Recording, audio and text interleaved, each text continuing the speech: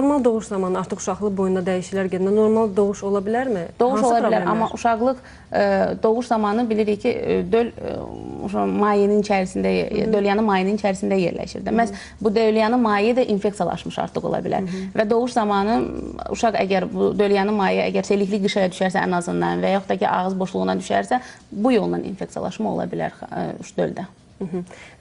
Müalicəsində ən çox nədən istifadə olur? Hansı müalicə metodları var? Bayaq danışdıq, bunu bir də təkrar eləmək istəyirəm. Bəli, lazerlə müalicədir, termokoagulyasiyadır və yerli müalicələrdir. Yerli müalicələr ən əsas yönəlir infeksiyanın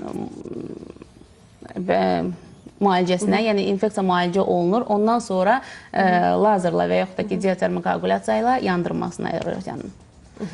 Mən eroziyanın digər... Salınız var idi. Elektrokoagulyasiya ilə bağlı istəyərdim yenə də məlumat verəsiniz tamaşaçılarımıza. Ümumiyyətlə, nə kimi əlavə təsirləri var? Əlavə təsirləri yalnız o ola bilər ki, mən bayaq dedimdə, uşaqlıq boyunda olan problemləri, gələcəkdə olan problemlər nəsə başqa bir problemə keçsin. Əgər düzgün müalicə olunubsa, düzgün yandırılıbsa, həkim nəzarəti altında olubsa və yenidən yoluxma olmayıbsa, onda heç bir problem... Və nə zaman artıq göstəriş olur elektrokoagulyasiyaya? Əgər eroziyalar dərinləşibsə, yəni psevdoeroziyalar deyirlər, psevdoeroziyalar əmələ gəlibsə, eroziyalar dərinləşibsə və müalicə ilə getmirsə, yerli müalicə ilə getmirsə, artıq lazerlə yandırmaq və ya termokoagulyasiyadan istifadə etmək lazımdır. Bundan başqa, bu eroziyaların yaranmasına digər səbəblərdən istəyirəm danışam. Burada orqanizmdə bilirik ki, qadın orqanizmində estrogenlər olur. Estrogenlərin aşağı düşməsi nəticəsində qadın orqanizmi zəifləyir. Səttər xanım, bir tamaşaçımızı gözlətməyək, bir zəngimizi qəbul edək, ondan yenə davam edərək danışma. Alo. Alo. Sabahınız xeyir, Həcər xanım. Xanım, bizdə elə bir 40 yaşdır, 40 yaşımız var. Uşaqlıq elə bir 2 dənə uşaq doğduqdan sonra, üzr istəyirəm, elə bir ki, abortlar da olub, bir 6-7 dənə. Amma uşaqlıq böyük olub da, böyük qalıb. Matka elə bir məndə böyükdür deyirlər. Fevral ayında mən İrana getdim, orada da mənə operasiya edirlər ki, uşaqlığın çıxmalıdır. Amma belə mənə heç bir narahat edən heç nə yoxdur. Ancaq belə bir gün menstruasiya vaxtı bir balaca ağrılar, sancılar bir gün olur, o da açılış olandan sonra normal olur. Yəni bu doğrudurmu mən ona operasiya elətdirəndə əməliyyat olub uşaqlıq çıxması, yəni nə dərəcədə doğrudur? Əgər mənə heç bir qanaxma, heç bir sancı, vijilini, heç bir şey yoxdur məndə. Xanım, bu diaqnoz sizə qoyulubdur, lakin nə müayinələrdən keçmisiniz? Siz deyirsiniz, uşaqlığımın böyüyübdür, ancaq konkret diaqnoz nədir? Onu siz hər halda çatdırmadınız bizə ki, konkret diaqnoz nədir?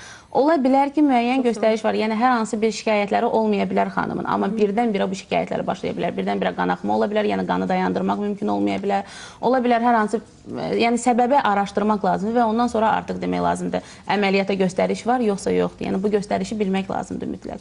Yəni ola bilər şikayət olmadan da göstəriş olsun əməliyyata. Əsas o deyil ki, şikayətlər olsun. Yəni artıq o dərəcədədir ki, gələcəkdə şikayətlər başlayanda artıq bunun qarşısını almaq mümkünatı olmasın. Biz davam edək yenə söhbətimizə. Yəni eroziyanın əmələ gətirən səbəblərdən biri də hormonal statusun dəyişməsidir. Bədəndə hormonal pozğunluq olduqda estrogenlər aşağı düşür və bədən müqaviməti, xarici qıcığa qarşı olan müqavimət aşağı düşür demək olar ki. Və hər hansı bir, yenə dediyim kimi, bayaqki gəlib çıxırıq bayaqki mövzunun üzərinə, infeksiyanı qəbul etmək asan da olur orqanizm üçün və eroziyanı əmələ gətirir əlbəttə. Yəni əlverişli şərait yaranır artıq bütün infeksiyalar. Bəli, hormonal pozğunluqlar olanda. Digər bir problem cinsi həyatın vaxtından əvvəl başlaması. Yəni uşaqlıq boyunun selikli qişası 20-23 yaş aralarında formalaşır demək olar ki və bundan əvvəl əgər cinsi həyat qadın keçirirsə, eroziya uşaqlıq boyunu əlbəttə çox tez zədələnə bilər və eroziyaya səbəb ola bilər. Digər bir səbəb doğuş zamanı alınan travmalar nəticəsində eroziyalar əmələ gəlir. Doğuş zamanı nə travmalar ola bilər? Əsasən uşaqlıq boynu cırıqları eşitmişik çox güman ki bunları. Uşaqlıq boynu cırıqları olur. Bu xanımın məhz özündən asılıdır. Əgər doğuşa gedirsə, birinci növbədə həkimə qulaq asmalıdır. Bütün doğuş boyu həkimin sözünə qulaq asmalıdır. Yəni, güc vermə aktında olan problemlər yaradır bu eroziyanı. Güc vaxtında verilməlidir. Yəni, deyilən vaxt, həkim dediyi vaxtda, belə desək, uşağın başı, dölün başı çanaq boşluğunda olanda güc vermək lazımdır. Əgər bu vaxt verilməzsə, onda uşaqlıq boynu cırıqlarına səbəb ola bilər. Həm döl xəsarət ala bilər, yəni boğulma ola bilər, hər hansı digər fəsad ola bilər, həm də uşaqlıq boynu cırığı ola bilər. Və bu cırıqlar ola bilər qanaxma qanaxmalar versin, ola bilər də qanaxma verməsin.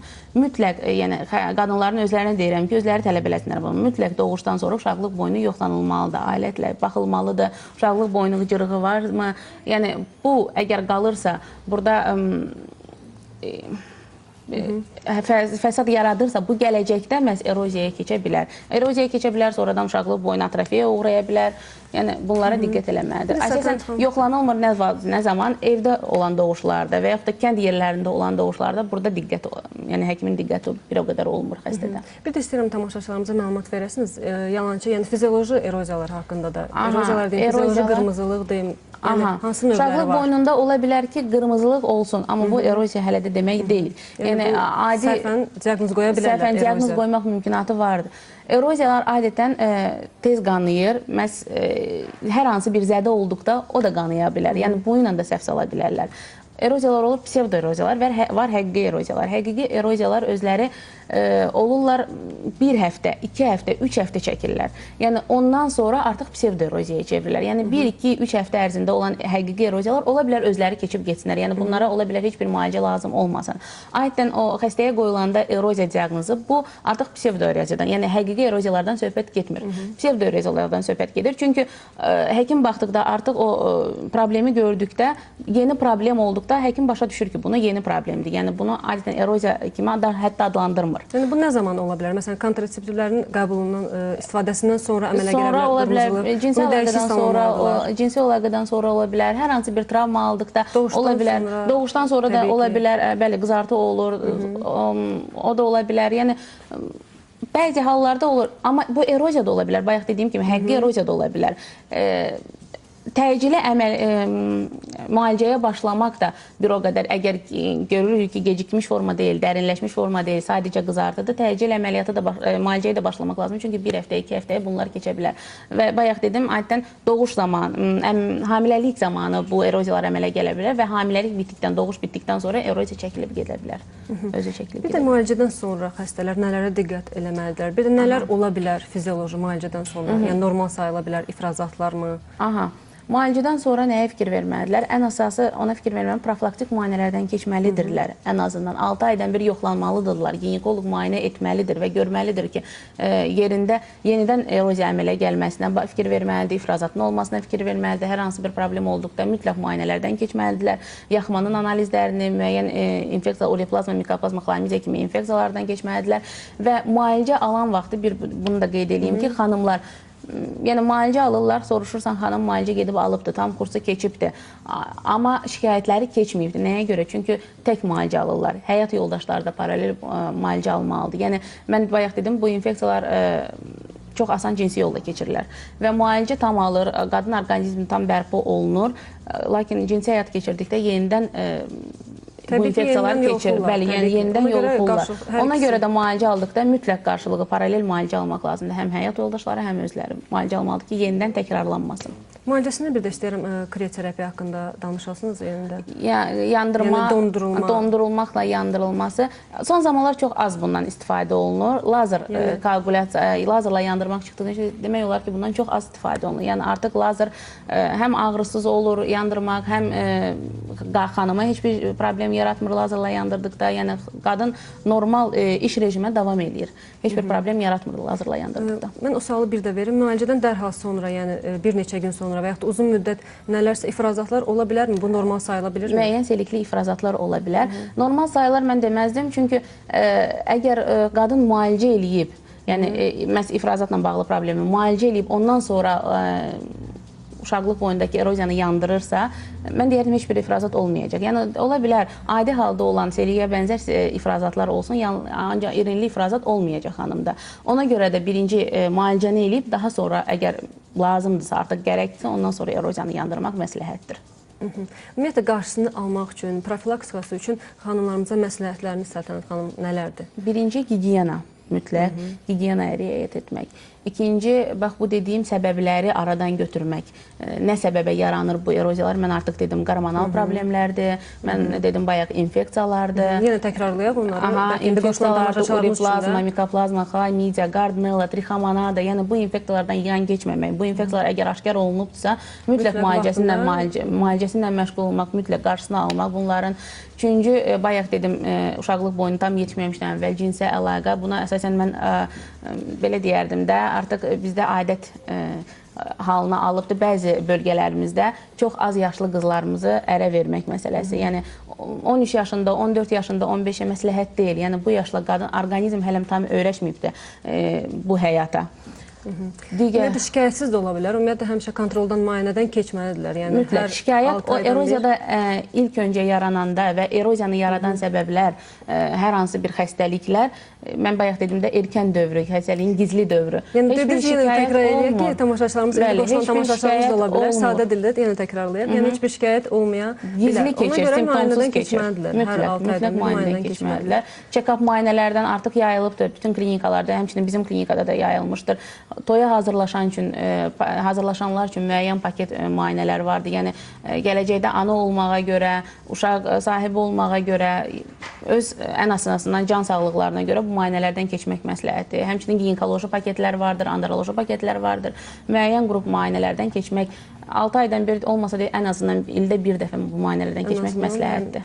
Bütün bu müayinələrdən keçərək, vaxtında müraciət eləyərək xərçəngin qarşısını almış olurlar, ən əsası. Başqa hansı ginekoloji xərçəngönü xəstəliklər var? Ginekoloji xərçəngönü xəstəliklər, bayaq biz dedik, uşaqlığın miomaları və yumurtalığın kistaları. Bunlar özləri gələcəkdə xərçəngə, bunlar özləri, yəni uşaqlığın mioması dedikdir və yumurtalığın kistası dedikdir, bunlar xoşxəstəli işlərdir. Yəni, bədxəstəli işlər deyil, lakin gələcəkdə onun bədxəstəliyə keçməsinə heç bir təminat yoxdur. Yəni, ola bilər ki, müayinə olunmazsa, gələcəkdə xərçəngə də çevrilə bilər. Necə ki, uşaqlıq miomaları, eləcə də yumurtalıq kistaları. Yəni, bunları vaxtında müalicə etmək lazımdır. Və bunların da səbəbi əsas gətirib ona çıxardır ki, infeksiyalar nəticəsində törənən xəstəliklərdir. Həm infeksiyalar nəticəsində, həm də hormonal pozunluqlar nəticəsində. Amma ən əsas amil infeksiya olur, əlbəttə, bunların yaranmasında. Və xəstəlik özü birbaşa başlayır uşaqlıq yolundan. Yəni, uşaqlıq yolunda olan problemlər daha sonradan törədir. Uşaqlıqda olan problemlərlə yumurtalıqda. Ona görə uşaqlıq yolunda olan problemlər, şikayətlər olan zaman, məhz bayaq dediyim kimi, ifrazat olanda, nəsə bir diskomfort olanda mütləq müayinədən keçmək məsləhətdir. Ən azından öz can sağlığı üçün qadın və yaxud da ki. Məlumat verək biraz uşaqlığın miomaları haqqında. Uşaqlığın miomaları uşaqlıqda yaranan xoşxəstəli törəmədir. Bunlar subsirroz ola bilər, submukoz, yəni uşaqlığın özünün 3 qatı olur. Xarici qatı, daxili qatı və orta qatı, belə deyək, daha aydın olsun tamaşaçılara. Bəli, subsirroz bu xarici qatıdır. Submukoz bu daxili qatıdır. Endometriya qatı. Endometriya qatıdır, bəli, və submukoz daxili qatıdır, boşluğudur. Və bu miomaların da yerləşməsindən asılı olaraq bunlar müxtəlif fəsadlar törədə bilərlər orqanizmə. Ola bilər üstündə yerləşin, heç uşaqlığa bir o qədər ziyan yetirməsin, lakin xaricdəki orqanlara ziyan yetirir. Bu xaricdə yerləşən əməllərəm, digər orqanlara, sidik hissəsinə və yaxud da ki, digər orqan təzyiq göstərə bilər, orada problem. Ola bilər daxili qatda yerləşsin, bunlar boşluğa doğru inkişaf edib, ən azından spiral rolunu oynaya bilər. Yəni, ola bilər qadın hamilə qalmasın bu miomalar. Həmçinin boşluqda yerləşən miomalar. Bunlar özləri də digər fəsadlarındandır. Burula bilərlər. Yəni, onların, necə deyək, sadə dildəki bir sap ayaqcıq üzərində yerləşirlər. Hər hansı bir ayaqcıq üzərində yerləşirlər. O sap ətrafında ayaqcıq ətrafında burula bilərlər, qanaxma verə bilərlər. Qanaxma da verə bilər və təcili əməliyyat tələb eləyir. Yəni, təcili əməliyyat olunmasa həyat riski ola bilər qadında. Başqa hansı şikayətlər olur? Qanaxma olur ən azından birinci ilk şikayət. İkinci, ifrazatın olması bu birinci əlamətidir uşaqlıq miomalarının. Ağrı ola bilər, kəskin ağrı, beldə, qarında, ayağa vuran ağrı, oturacağa vuran ağrılar ola bilər. Bu burulma olan zamanı qadında halsızlıq ola bilər. Baş ağrıları ola bilər. Bu nə ilə əlaqədardır? Ola bilər qanaxma olsun, ola bilər də daxili qanaxma. Yəni, daxildə, belə deyək də, miom elə bil qırmızı qan hüceyrələrini yeyir. Yəni, müayinə etdikdə qanazlıqdan hemoqlobin aşağı ola bilər. Hemoqlobinin aşağı normasını götürür. Amma qanında qanaxma yoxdur. Və bunun nəticəsində də qadında halsızlıq əmələ gələ bilər, anemiya əmələ gələ bilər, yorğunluq əmələ gələ bilər, diskomfort həyat keçirirlər bir sözlə. Onların müalicəsində cərrahə əməliyyatı nə zaman göstərişi olur? Mioma müalicəsində